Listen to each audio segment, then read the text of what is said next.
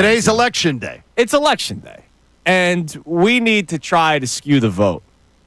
And we're talking about football, guys. The tush push is being voted for or against today.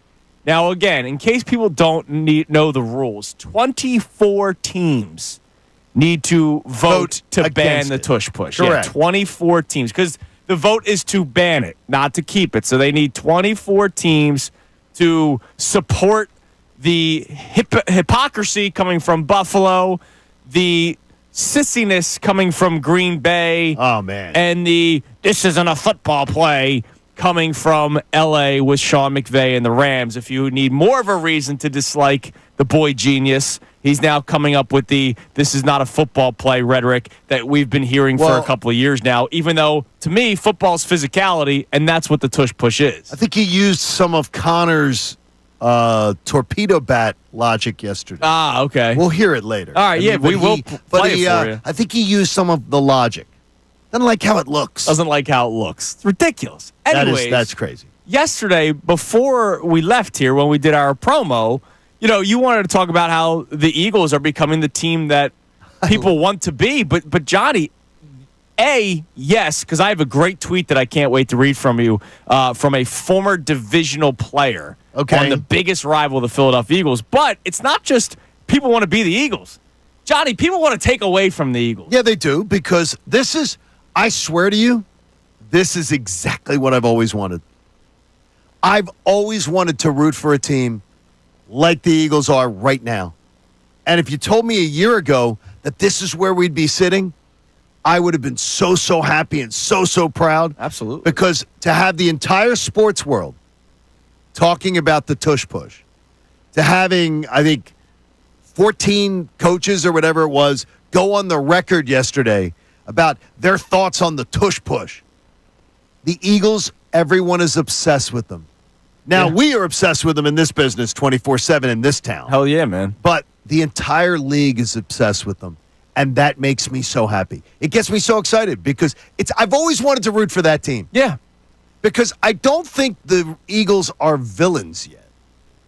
Like the Patriots became villains because of the cheating. Yeah. I don't think anybody looks at the Eagles organization and goes, the villains. The only villains surrounding that story is us. Yeah, people just don't like the fans. People hate us. And then they end up meeting us. And by the way, they've had some reasons to. I understand, but then they end up meeting the normal human beings that some Philadelphians are, and they end up loving Philadelphia. Correct. But to your point, they're not villains yet, and that's why when we were in New Orleans, everybody there that wasn't there for the Eagles or Chiefs was rooting for the Eagles. Nobody wanted to see the Chiefs win anymore. You think that changes if the Eagles were to win another one? You think that changes it, then everybody wants to see them lose? I think there is such just discourse around Jalen Hurts, like outside of Philadelphia. There really is. I had a guy tweeting at me yesterday that was a Bills fan going, I saw this. Jalen Hurts is worthless without the tush push. And I just find it hilarious that a guy believes Jalen Hurts is worthless because of a play that averages 1 yard.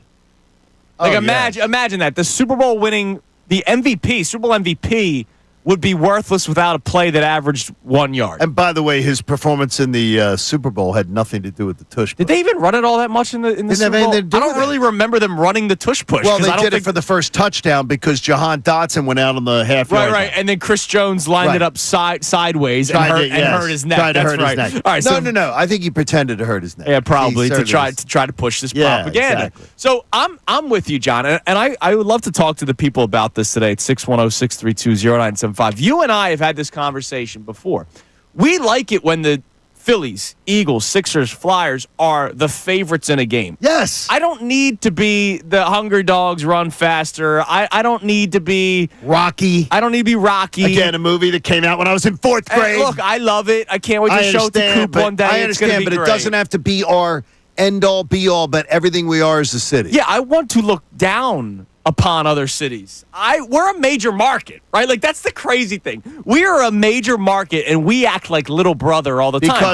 Because we're in the shadow of New York. And they have a lot more championships, which all this is true, by the way. Boston, more championships. New York, more championships. L.A., way more championships. And it's not just because a lot of these cities have two teams. You know what I mean? Like, the Yankees have 27 World Series on their own, okay? So I understand that we feel like little brother at times and we feel like the underdog because we don't have as much success. But, man, the Eagles have been one of the better franchises over the last 25 years.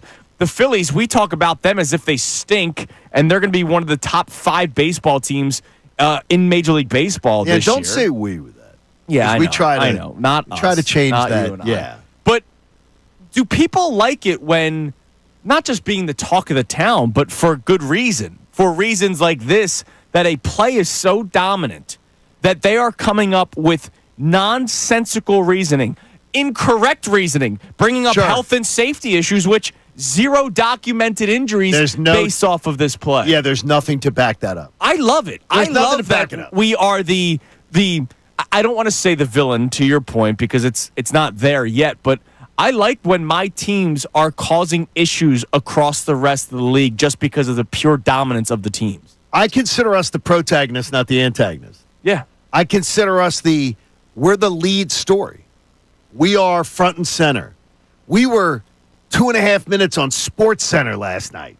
Like we were the focus. Stopping the Eagles. Can you stop the... Thank you so much for checking out our content on the 97.5 The Fanatic YouTube channel. Hope you enjoyed the video. And remember, you can always be checking the playlist. There may be something you missed from one of our shows during the day that you want to go back and check out. So every time you like a video, like it. Subscribe to the channel, and you'll have that great content coming to you every single day. You're greatly appreciated.